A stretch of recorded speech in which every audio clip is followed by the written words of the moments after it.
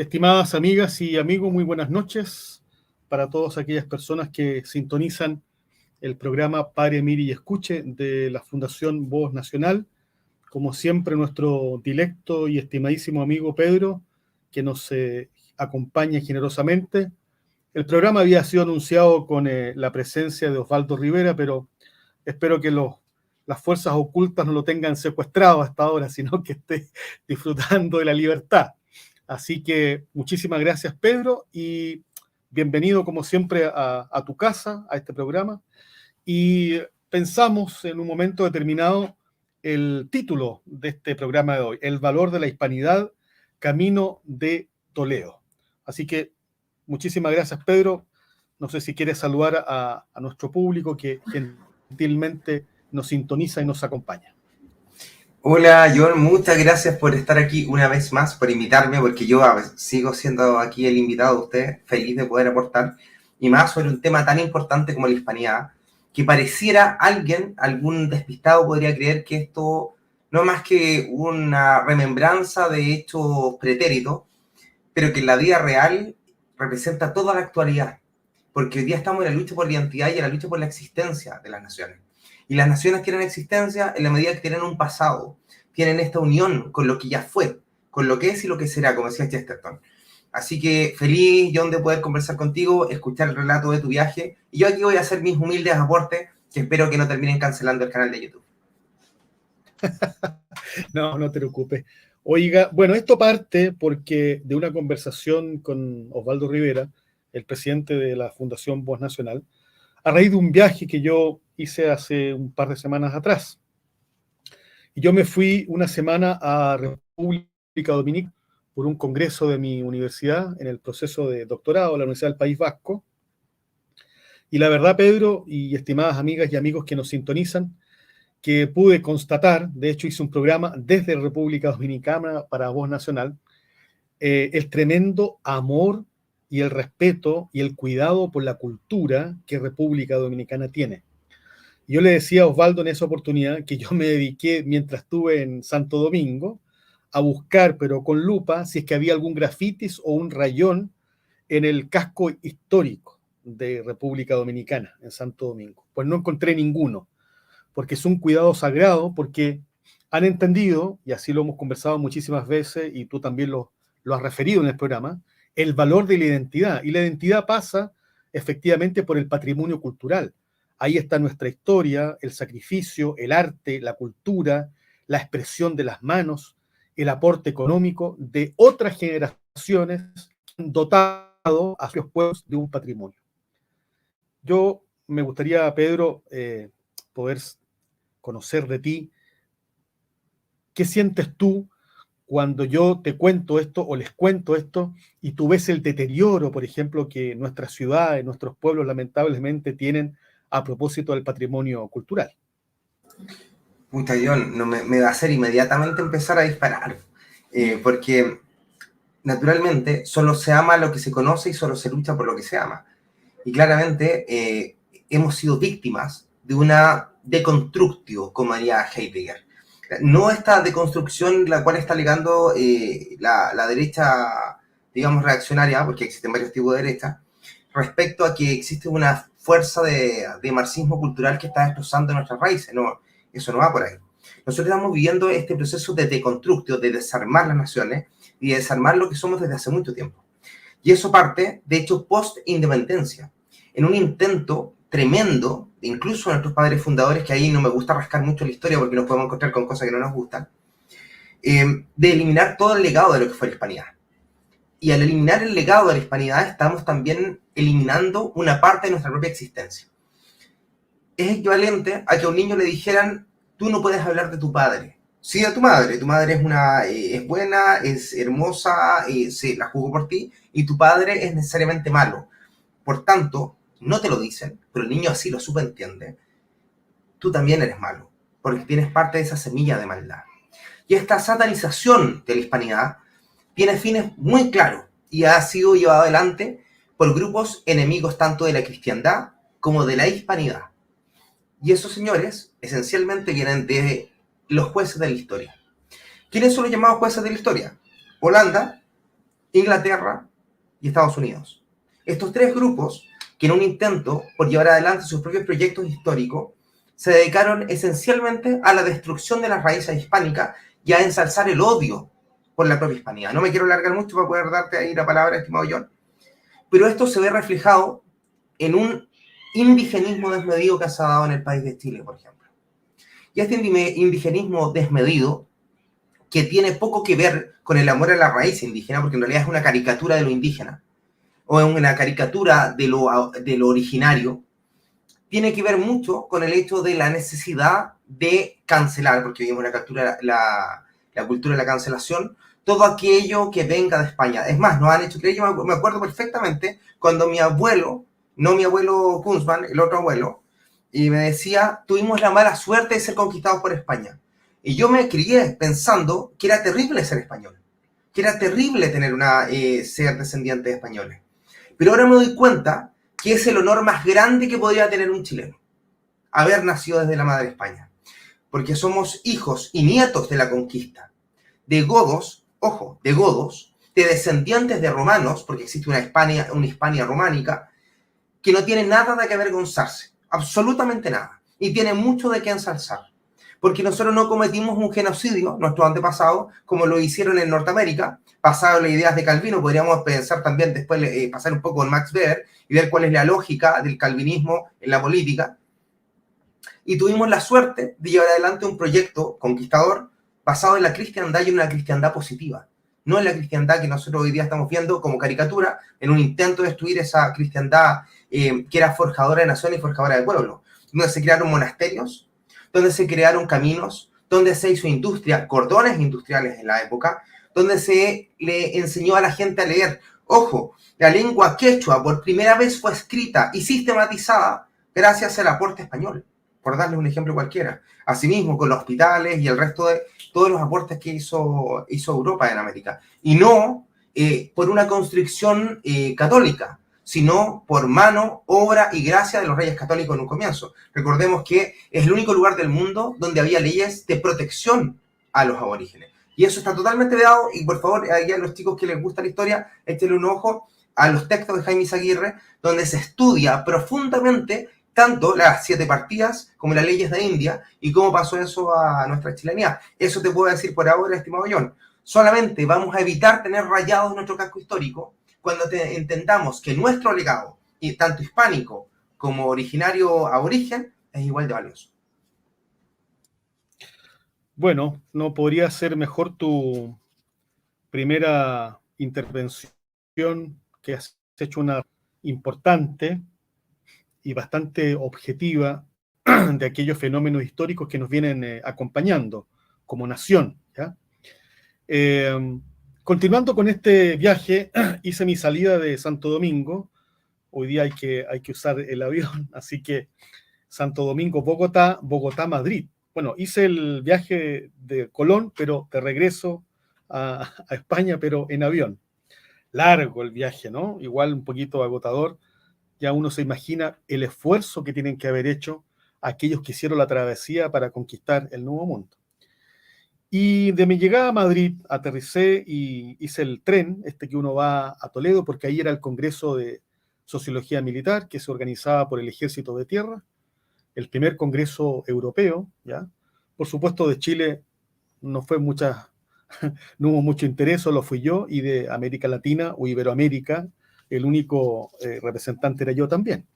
Así que me granjeé un lugar ahí bien especial en toda la discusión europea sobre el rol que tienen las Fuerzas Armadas desde la mirada de la sociología. Y fíjate, Pedro, que la sociología se convirtió en un instrumento muy relevante a la hora de que las Fuerzas Armadas, el Ejército de Tierra, toma decisiones. Es decir, hacen un levantamiento de la percepción momentánea de los intereses de los integrantes del qué están sintiendo sus intereses y cuáles son sus conflictos. Entonces van levantando información y eso hace que el Ejército de Tierra, a través del alto mando, tome ciertas decisiones. Por lo tanto, el Ejército de Tierra español tiene asegurada su proyección de integración completa y de servicio a la ciudadanía de aquí a 30 o 40 años. Ese instrumento de sociología en el Ejército chileno, en nuestras Fuerzas Armadas, no es muy cultivado ni es muy conocido.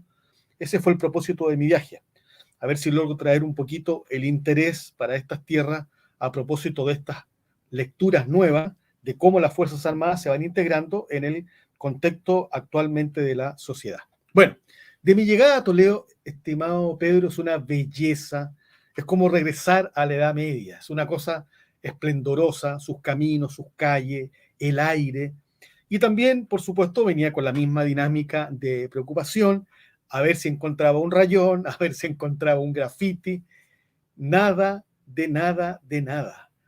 Es un ingreso bastante controlado desde el punto de vista turístico, ingresan los taxis, pero a pesar de la estrechez de sus calles, los vehículos automáticamente se integran al espacio de recorrido de los ciudadanos. Nunca escuché un bocinazo y hay un silencio que reina en los restaurantes, en los lugares de comercio. Todo es muy diminuto, muy sencillo, sin intervención de los centros culturales importantes. Y después ya te voy a detallar el barrio musulmán, el barrio judío y el barrio de la cristiandad. Pero aquí hay un elemento que tú tocaste anteriormente y que es importante, esto de la identidad. Y tú hacías un anuncio ahí en tu primera intervención. Toda esta calidad, por ejemplo, la formación militar, la formación social, las decisiones políticas, las decisiones religiosas, vienen desde Toledo. Desde Toledo al Nuevo Mundo se tomaban las grandes decisiones. Y tú tocaste un elemento esencial en tu intervención, la educación. Cuando uno ve, estimado Pedro, la calidad de la gente que fue elegida en universidades europeas tradicionales y los personajes que vinieron a América Latina, o a este Nuevo Mundo, o a Hispanoamérica, es una cosa excepcional. La pregunta que te quiero hacer a ti, ¿qué diferencia ves tú en la práctica entre esa riqueza cultural de universidades españolas de aquella época, que han perdurado muchísimas de ellas, a lo que efectivamente tenemos hoy como discusión de identidad en nuestras casas de estudio? ¿Notas tú que existe la misma preocupación cultural por mantener la unidad, la historia, la tradición? ¿O efectivamente nuestras casas de estudio, nuestras universidades se dejaron embaucar por ciertas ideologías y efectivamente terminaron siendo no casas de formación ni lugares pensantes, sino reproductores de sujetos que ejecutan ciertas cosas pero sin identidad? No sé qué opinas tú de eso, Pedro. Las casas de estudio actuales tienen poco de casas de estudio en Chile, porque son reproductoras de ideologías, como bien aquí deslizas tú, John. Esencialmente, sobre todo cuando hablamos del tema de la identidad, nosotros nunca hemos hecho exploraciones sobre la identidad. Hubo intentos con Pedro Aguirre Cerda, hubo intentos posteriores a la independencia de Chile, y hubo intentos incluso en la Universidad de Chile durante los años 50. Lo podemos analizar bien en el libro de Carlos Videla, ahí se los voy a mostrar a ver si lo tengo por aquí cerca, respecto a cómo se ha desarrollado el estudio de la identidad. Pero ha habido un intento por hacer un ocultamiento respecto a lo que es realmente primero la chilenidad y después la hispanidad, porque es políticamente incorrecto. Nosotros tenemos la mala suerte de tener una academia leyenda negrista, y lo explico así.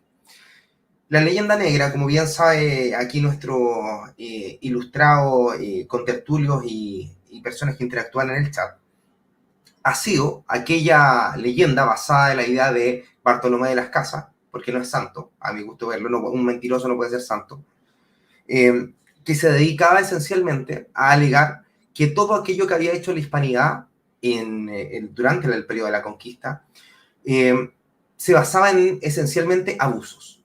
Esa teoría que toma Inglaterra y la lleva adelante en el intento de fragmentar el Imperio Español, se va traspasando en el paso de los siglos y va tomando formas distintas.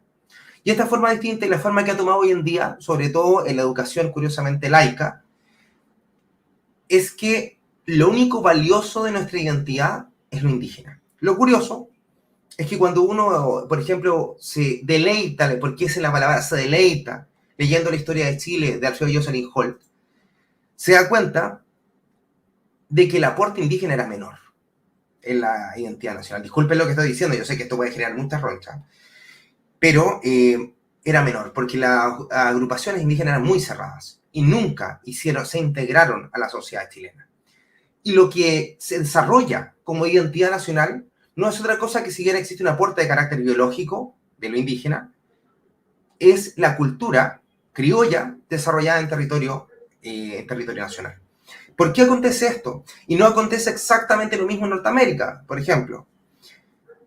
Porque la filosofía de conquista era distinta. Isabel la Católica hizo su mejor intento, cuando parte este periodo, de integrar a todos estos seres que se discutió en algún momento si eran seres humanos o no, e inmediatamente se dictaminó que eran seres humanos.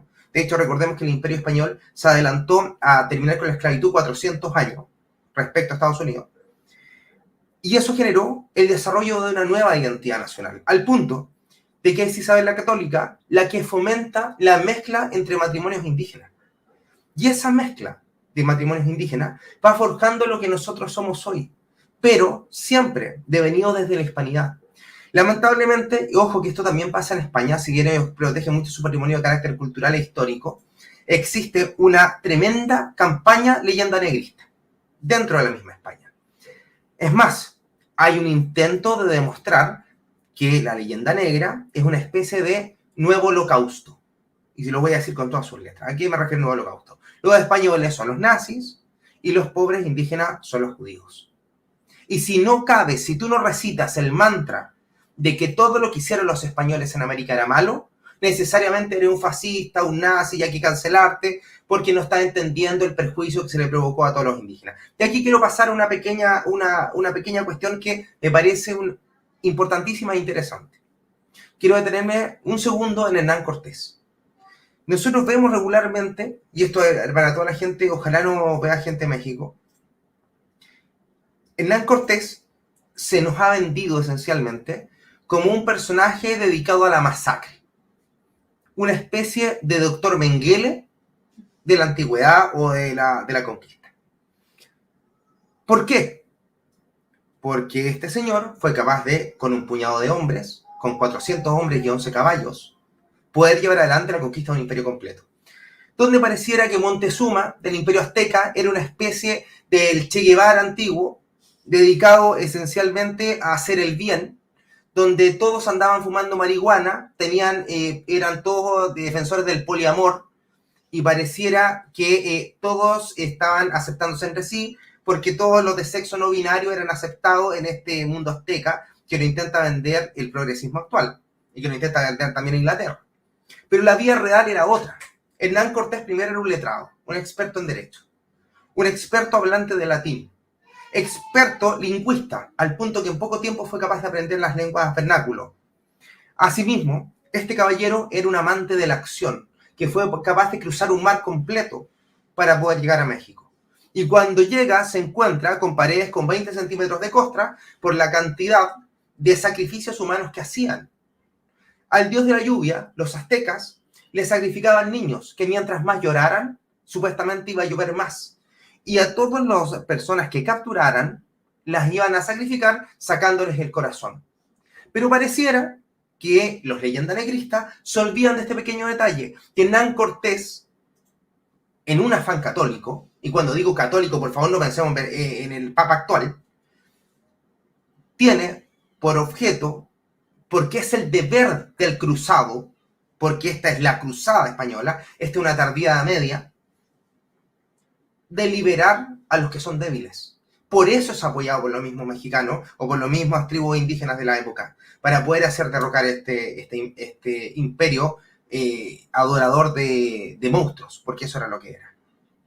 Pero cuando llega el momento, sobre todo en el pueblo de México, que de hecho podríamos hablar después también de lo que pasa con los incas, se olvidan de este detalle.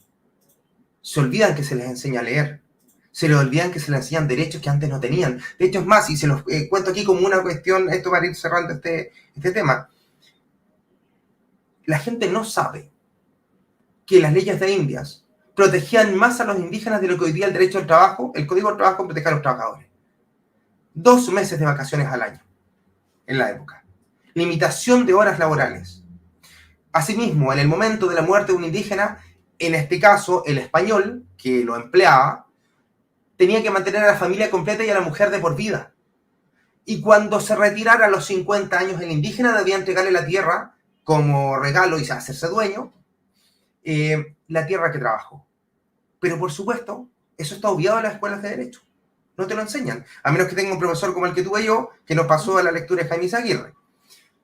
Pero esencialmente se olvida todo ese legado. Si me puede ayudar aquí producción para que le echemos un ojo a las catedrales y a los monasterios que se realizaron.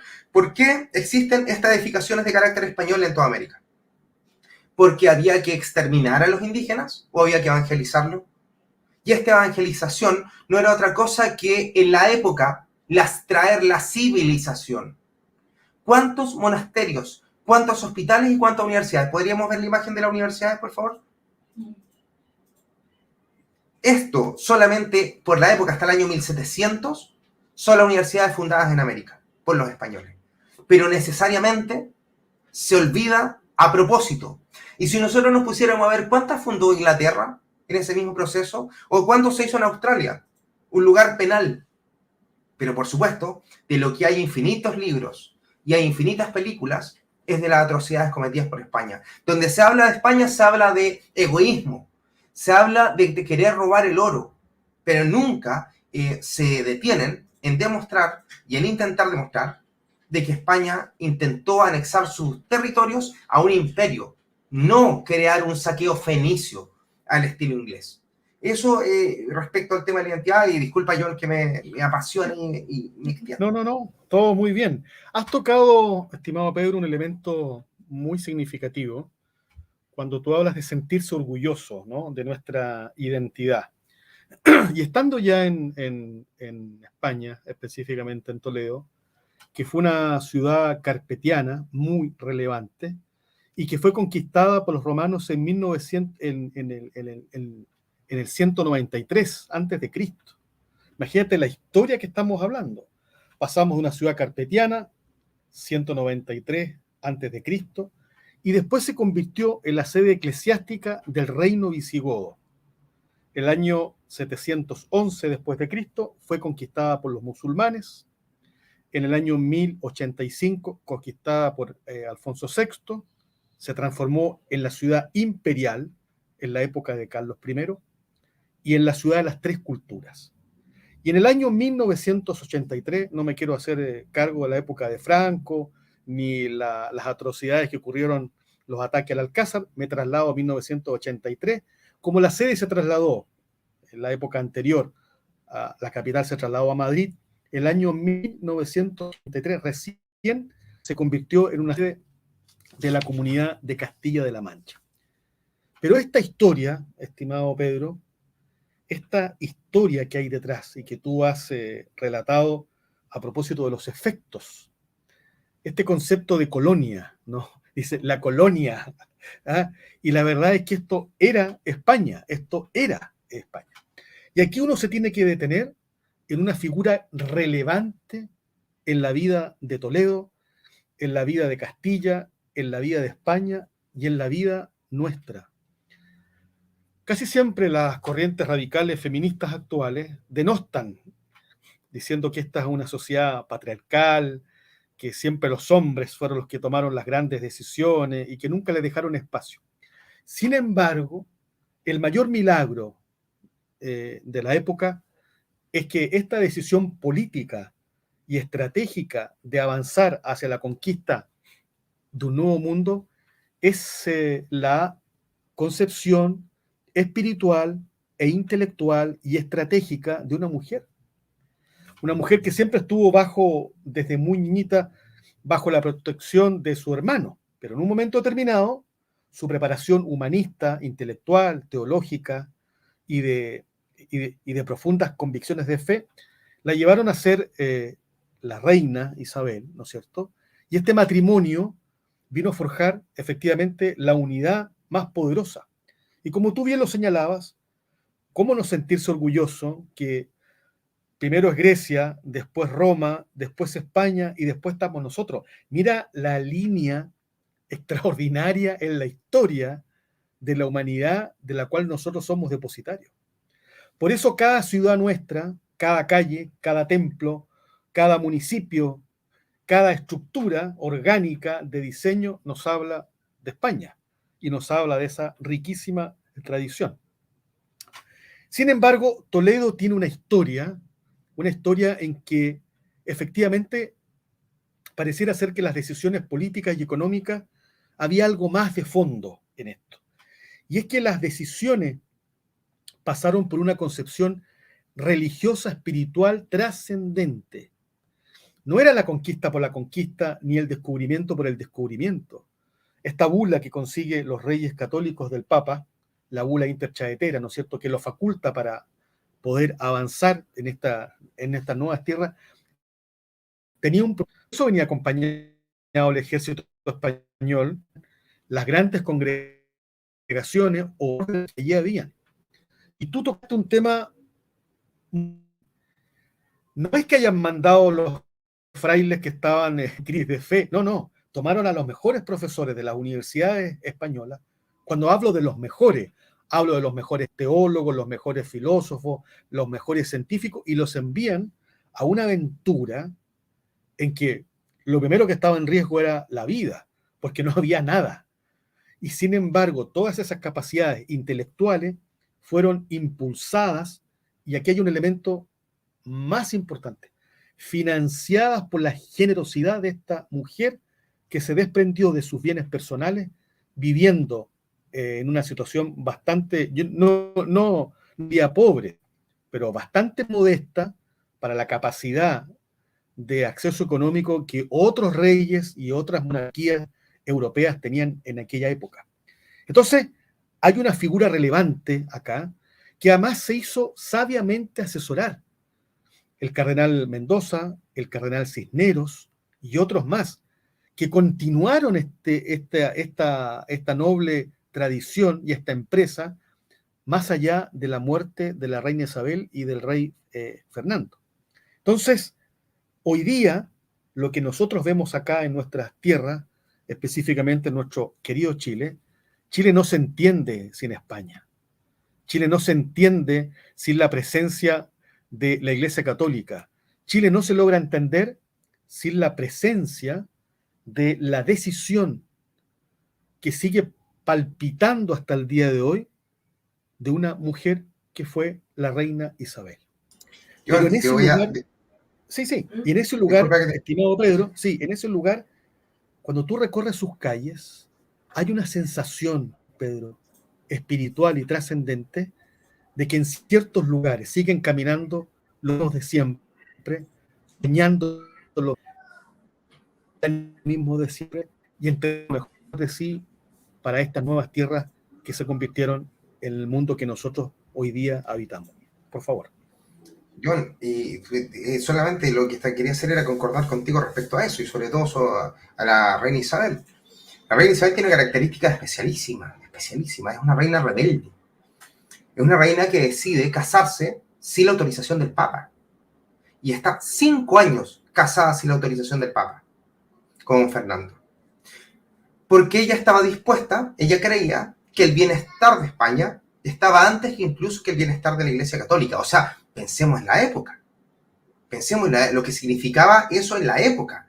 O sea, esta señora representa ese espíritu patriarcal. Y lo voy a recalcar, ¿por qué patriarcal? La feminista promedio confunde lo patriarcal con lo machista, que son cosas distintas. Lo patriarcal tiene que ver con un eje vertical y jerárquico de las cosas. ¿Puede existir en una estructura patriarcal vertical una mujer al mando? Sí. Y lo matriarcal no es lo mismo que lo feminista. Lo matriarcal es lo horizontal. En este caso era un eje patriarcal vertical porque era una organización jerárquica liderado por una mujer. Por si acaso, ese es un punto que siempre las feministas confunden, y el machismo es otra cosa, la exaltación del hombre, que es una cuestión totalmente distinta. Por eso las amazonas guerreras eran guerreras y eran de organización patriarcal, pero ordenadas por una mujer, que son cuestiones distintas. Bueno, la señora Isabel, en alguna medida, representa también lo que se traspasa a nuestra espiritualidad nacional. En este caso, nuestra Virgen es una muestra de esa fortaleza femenina, que no es una virgen la cual es víctima, sino que representa un espíritu guerrero. Y ojo, yo sigo la línea y me encuentro aquí con mi mujer, con mi madre, que representa en alguna medida ese espíritu, porque también nosotros somos hijos de la reina Isabel.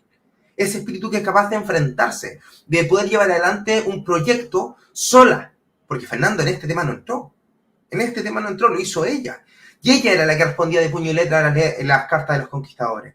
Y lo hace acá, cuando hay madres que son capaces de criar a sus hijos sin su padre. Porque lamentablemente, esta es tierra de guachos. Y lo digo de la mejor manera y con el mayor cariño. Aquí todos somos escasos de algo.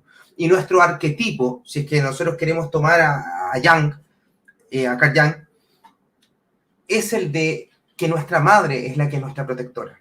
Y eso se engendra desde España.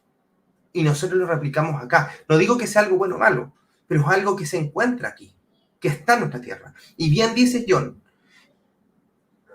que por las calles de Toledo caminan los de siempre. Y aquí también. Aquí camina España. Recordemos cuando está en plena auge la guerra Arauco, y el rey de España dice aquí, estoy perdiendo la flor de mis Guzmanes. Y no lo está perdiendo con la muerte. Lo está perdiendo porque están cruzando con nuestras indígenas. Porque están forjando familia. Y porque están forjando una nueva nación. Nosotros, los chilenos, somos herederos de la flor de los Guzmanes. De los mejores guerreros del mundo. Mezclados con los mejores guerreros de América. En una lucha eterna o en una lucha de 500 años que se transforma en un crisol heroico. Y que se muestra y una y otra vez cada cierto tiempo, pero opacado y aplastado por logias masónicas y por enemigos de los pueblos libres, que lo único que tienen por objeto es el dios Mamón, el dios dinero, la economía, es Moloch hablando a través de los billetes. Y justamente nosotros, por medio de ese espíritu heroico, emanado desde España, y también de nuestros pueblos originarios, de los orígenes nacionales, el que debe enfrentarlo. Nosotros somos España todavía, libres de España, pero parte de ella. Y asimismo, como don Pelayo decide el año 700 llevar adelante la emancipación del Islam, bueno, en ese tiempo no se le llamaba Islam, eran los sarracenos, la emancipación de los sarracenos, asimismo nosotros debemos poder liberarnos de este yugo que nos ha impuesto el mismo poder de antes. Porque no me voy a olvidar que la última vez que conversamos aquí, la primera deuda externa, hablando sobre Diego Portales, en nuestra historia nacional, se tomó con los ingleses, con los Rothschild puntualmente. Y seguimos siendo esclavos de lo mismo, porque la familia Rothschild sigue siendo dueño de HSBC, dueño del Banco Santander, dueño de los grandes grupos de poder, dueño de los grandes grupos económicos, y es el pueblo de Chile, en toda su raza, en toda su estirpe, el que debe enfrentarlo, pero a través de este espíritu heroico guerrero, donde en una mano tiene una pala y en la otra un asadón, donde el ejército no es un ser extranjero dentro del pueblo, es el pueblo en armas, somos nosotros mismos. Y cuando te mires al espejo chileno, ve a un español, ve que ahí se está asomando también el espíritu del conquistador, ve que se está asomando el espíritu de este indio indómito. Y en ese momento vas a estar orgulloso de lo que eres. Y vas a poder enfrentar la vida de manera correcta y con la cabeza en alto. Porque no hay absolutamente nada por lo cual pedir perdón. Esa es la fuerza de nuestra chilenidad. Y la fuerza de nuestra identidad. Porque somos romanos, porque somos godos, porque somos españoles y a la vez somos chilenos. Y da mucho orgullo.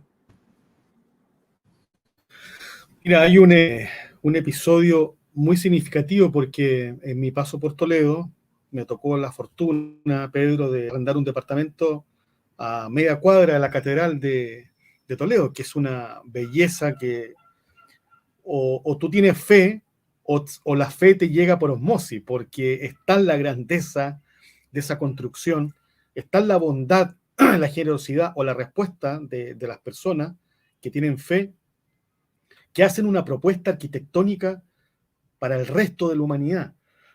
Y ese sentido, Toledo, no existe otra ciudad, porque uno a veces dice, mira, fui a tal ciudad, pero se parece un poco a otra. No, Toledo es única. ¿Y sabes por qué es única?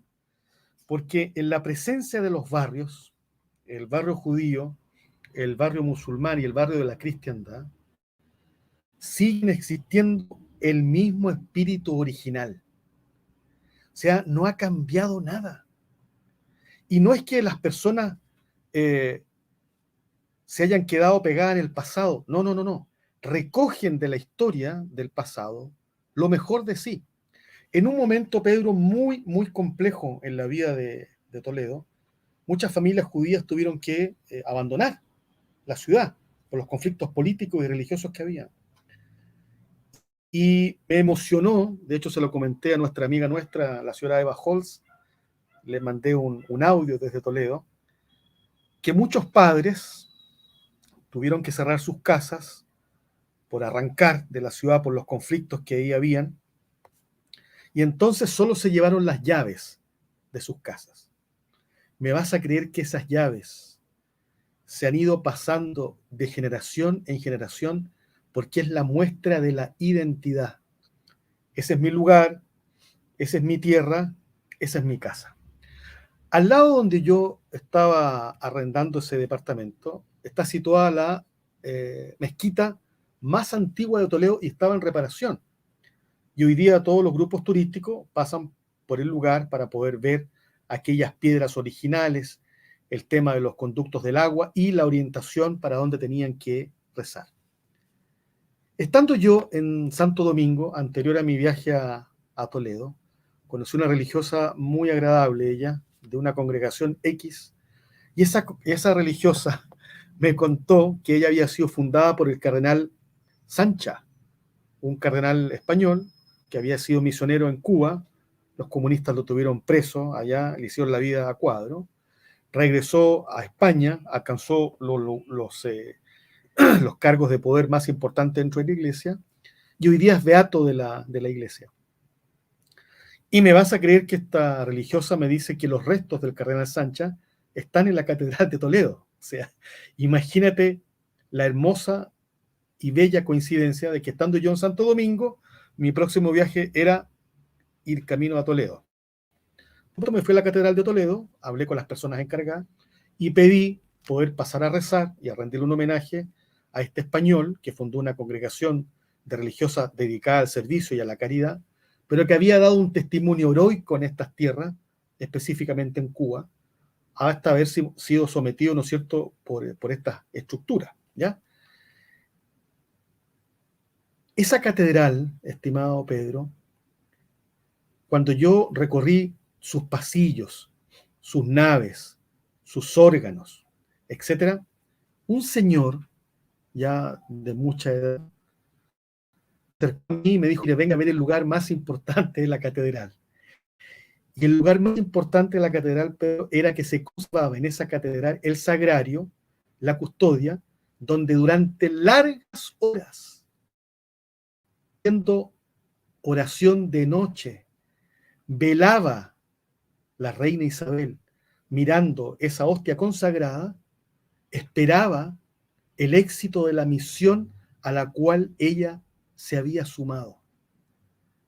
Esas largas noches de piedad, de silencio frente a Dios, la mujer más importante del reino, la mujer con todo el poder, guardaba silencio, doblaba su rodilla por largas horas y solo mirando el lugar donde se conserva y se mantiene la presencia real de Cristo. Estas tierras, estos lugares, por más luces y sombras que tengan, están bajo la mirada y la oración silenciosa de una mujer que supo entender el rol del poder, el poder para servir. Su testamento político, Pedro, es emocionante. Lo poco que tenía lo dejó distribuido entre sus hijas y sus parientes. Ninguna deuda quedó no saldada y decidió que su ropa para poder partir al encuentro del Señor fueran el hábito franciscano, porque había entendido que el haber sido elegida reina no era un privilegio, como los políticos que hoy día conocemos, que no son nada y se creen todo, sino que este rol que le había correspondido a ella como mujer, monarca, política, gobernante, era para servir. Dime tú, Pedro, si no es importante como un llamado a poder entender en qué consiste el servicio público y la política. No estamos para servir a nuestros propios intereses, estamos para servir a los demás. Y una mujer, piensa, imagínate que había un lugar en la catedral donde estaba su lugar de culto para poder participar de la celebración eucarística. ¿Cuántas noches, cuántas horas en el silencio escribió pensando en los aborígenes y en sus derechos? Porque traspasó los derechos desde la misma raíz del Evangelio. Los primeros tratados de derechos humanos vienen de España y nacen de la pluma de esta mujer, que mirando el Evangelio y la vida de Cristo, sabía que estos aborígenes necesitaban una cosa importante: la revelación de la fe para poder contener en sus propias realidades ser el sentido más amplio y trascendente de la existencia. Un sacerdote ahí en la arzobispado de Toledo me comentó que el proceso de beatificación como que va y como que viene, como que sí, como que no, y le han salido muchísimos enemigos, y están esperando, no sé, que una señora que era coja ahora camine, un señor que no veía, que era tuerto, ahora pueda ver. El mayor milagro de esa mujer, ¿sabes cuál es? El haber hecho todo su esfuerzo personal, voluntario, de poder y político para un nuevo mundo. Este es el milagro de la reina Isabel. Y no es que tú y yo seamos promonárquicos, no, no, no, al contrario, somos 100% chilenos, pero sabemos de dónde viene el origen de esta chilenidad, que se ha ido mezclando también con nuestras propias culturas.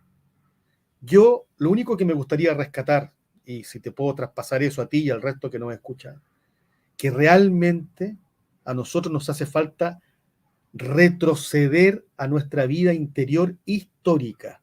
¿Qué quiere decir esto? Mirar en lo más profundo de nuestro corazón y saber que allí existió y existe y sigue existiendo, y caminando también por nuestros lugares, como tú bien lo señalabas, una mujer, una madre, una esposa, una misionera, una gran política y una gran líder. Ese es el llamado, a recomponer nuestra identidad, porque es tan grande el legado que tenemos, que yo creo que tenemos que ser coherentes y no ser desagradecidos con el sacrificio de nuestros antepasados. Pedro. Es muy interesante que hoy día nos toca a nosotros vivir la modernidad líquida. Y esta modernidad líquida es el no tener dónde tomarse, ni de dónde salvarse. Estamos en el medio de un mar, sin tablones, ni siquiera para los cuales poder mantener la supervivencia. Y se nos ha quitado incluso el origen. Se nos robó el origen. Es curioso que la primera vez que se nombra la palabra Argentina, ojo con lo que estoy diciendo, porque Argentina no es el territorio de Argentina, sino es América, está en los escritos de Wolfgang von Eichenbach, en la Edad Media, en Parsifal. Este Parsifal, una vez muerto el rey Arturo, debe esconder el grial en un viaje, pero un viaje de retorno, a lo que serían las Indias, dice el texto, a Argentum, a una tierra lejana y perdida, donde muchos autores, incluso la agrupación Delfos en Argentina, cree ver el lugar donde reside el grial en América. Y en alguna medida, este viaje evangelizador y civilizador que emprende Isabel es el viaje al retorno al grial. Pero cuando digo el grial, lo digo en el sentido de la sangre de Cristo, el cáliz de la sangre de Cristo. Y ojo, por favor, que nadie vaya a pensar que yo soy un fanático religioso, ni mucho menos, porque no es el caso. El que me conoce sabe que yo no soy un fanático religioso. Pero la sangre de Cristo es la sangre de la creencia en algo superior. Y en este caso, de la hispanidad y la espiritualidad. Y es algo que nos han robado y nos han querido fragmentar. En la leyenda de Osiris, este dios fragmentado egipcio, tiene por objeto reunificarse.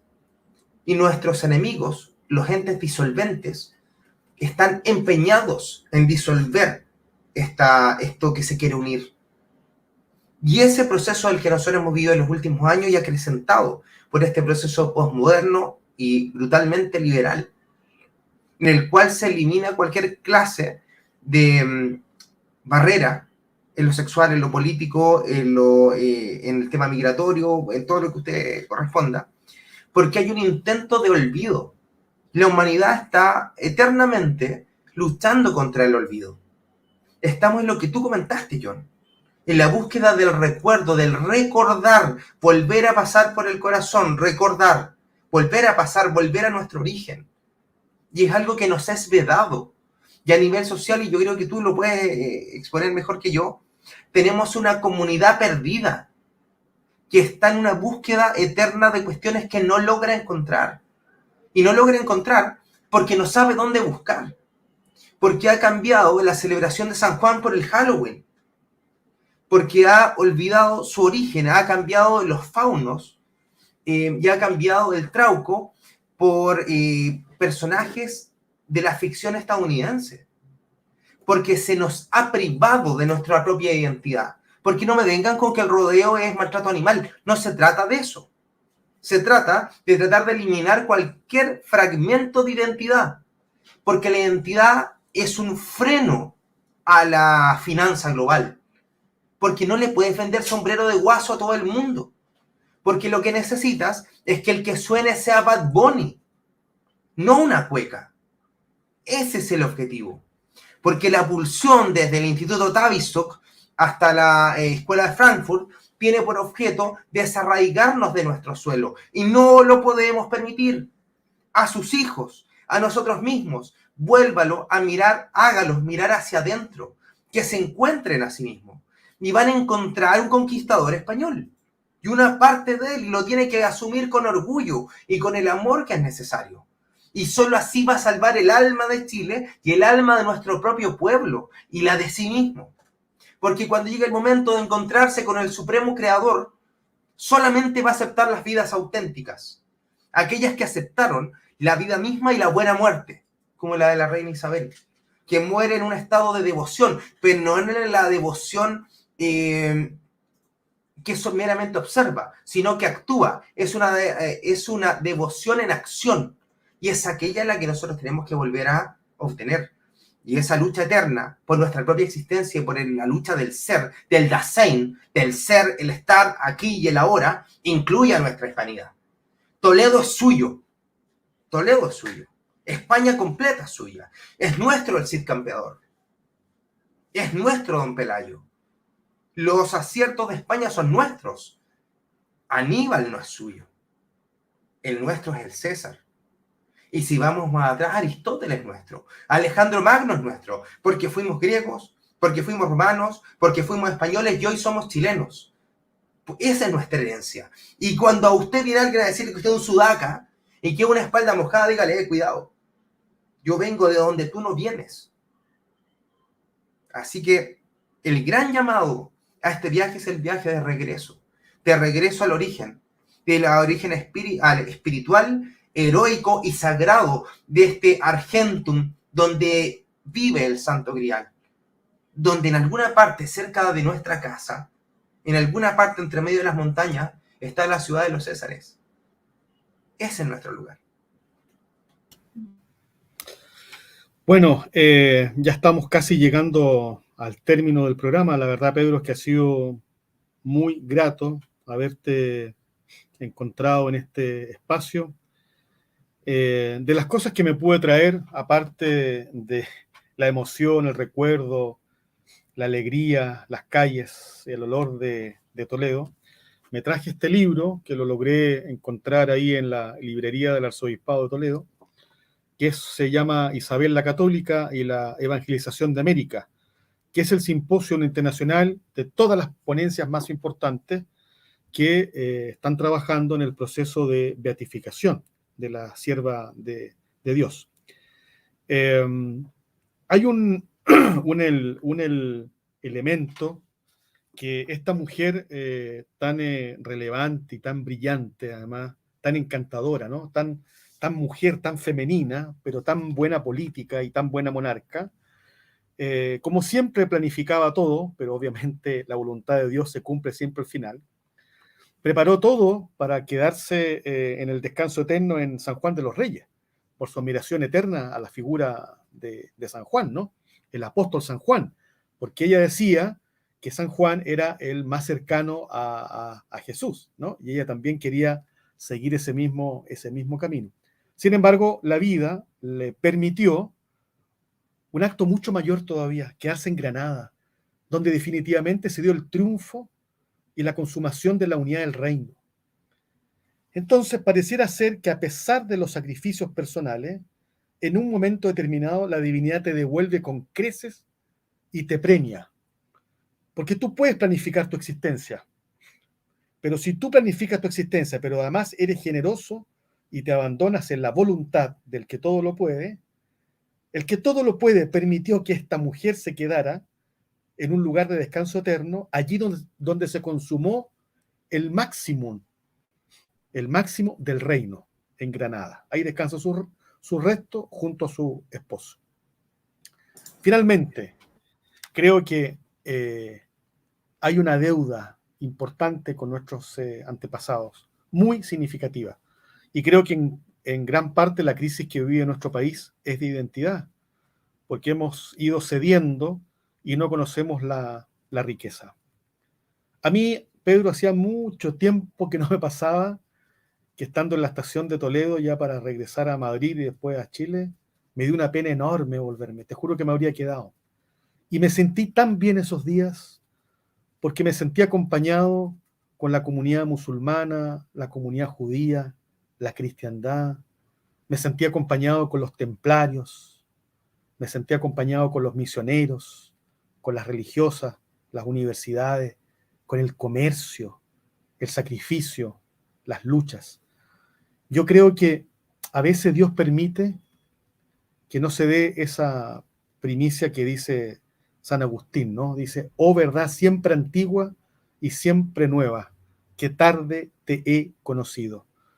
Queridas amigas y amigos, que no sea tarde el conocerse a sí mismo, que no sea tarde conocer al que todo lo puede, que no sea tarde también en la vida nuestra conocer nuestra propia identidad. John, Querido Pedro, un saludo final para nuestros oyentes y televidentes. Esperamos tu mensaje final. voy a comentarte respecto a lo que acabas de decir. Yo no puedo evitarlo. Se lo comenté a mi mujer inacto. Lo que tú viviste, lo que sentiste, es el canto de la sangre. Eso es. En la Edad Media se hablaba de que había un grupo de personas que cantaban a la sangre, de Minnesingers. Y esos cantantes de la sangre te recordaban lo que fuiste, para elevar ciertas cuestiones tuyas. Y sentías ese llamado a algo, a esa tierra, a ese espíritu, a ese arraigo al suelo. Y entonces esa parte española se tiene que haber activado. Así que yo creo que por ahí va ese cuento importante. Y les quería leer algo. Miren, aquí está el libro Sendero Identitario, de don Carlos Videla, está en la editorial Ignacio Carrera Pinto, por favor. Por favor, cómprenlo, vale la pena. Y les quiero leer algo del profesor Fidel Sepúlveda. Dice, la identidad es un derecho humano fundamental, el primero y el más importante. Es el derecho a ser lo que uno es, el que uno está llamado a ser. Cuando no hay identidad, se borra el marco y el eje que da el sentido a la persona y la comunidad. En la identidad está la raíz de habilitar y habitar la experiencia esencial para la hominización, para asumir y desarrollar la maravillosa humanidad que nos constituye. Identidad es un ser estar en un lugar, tiempo y acontecer que te pone en relación nutricia con la tierra, el agua, el aire y el fuego, con un territorio en vinculación vital con la madre tierra, con una patria chica, sin lo cual no hay patria grande. Escuchen bien eso. Antes de ser cosmopolitas, ciudadanos de la globalización, hay que ser habitantes de un lugar específico. Para ser alguien sustentable y trascendente, hay que tener raíz que da el vínculo con el territorio. La identidad nacional tiene su raíz en la identidad regional y en esta identidad local. Esta identidad, además de tener sus raíces en un territorio que tiene una estirpe. Soy hijo de mis padres, y estos lo son de mis abuelos, y esto de mis bisabuelos, que así es la polvareda de los siglos que han pasado, pero que siguen estando en mí. La familia celular, la familia mediana de los parientes, la familia grande de la comunidad es fundamental para asumir nuestra precariedad individual. No soy un átomo girando en redondo en mi egocentrismo individualista. Mi identidad es en mí con los otros. Es el sentimiento de ser yo en otros y de los otros en mí. Pero la identidad es también una historia, una tradición común, en una memoria comunitaria que lo memorable, de lo digno de la memoria. Un pueblo sin memoria se pierde en la anominia. Es algo sin rostro, sin huellas digitales. Cuanto más larga y poblada es la memoria, más rica es la experiencia de la humanidad de cada persona y cada comunidad que cada comunidad lleva consigo. Muy buenas noches, estimado John. No nos olvidamos de nuestro pasado para poder tener de una vez por todas un futuro. Estén orgullosos de lo que son. Y los que estén escuchando y los que vean esto, nunca más hablen mal de su propia chilenidad, porque están hablando mal de sí mismos. Hablemos como lo que somos. Poetas guerreros, que lo hemos sido siempre, pero lo hemos olvidado. Buenas noches.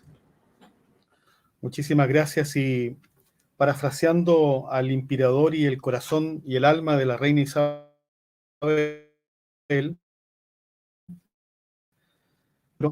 le explicaba a sus discípulos de Camino de Emaús las escrituras y les reveló la verdad o la verdad primera de la. Creo que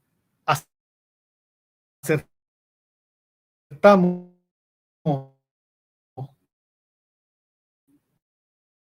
con nuestros amigos.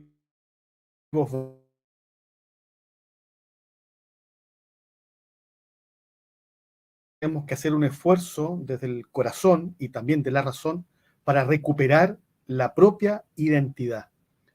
Yo no tengo más palabras que de agradecimiento por este viaje tan hermoso, en que regresé un poco al origen de lo nuestro.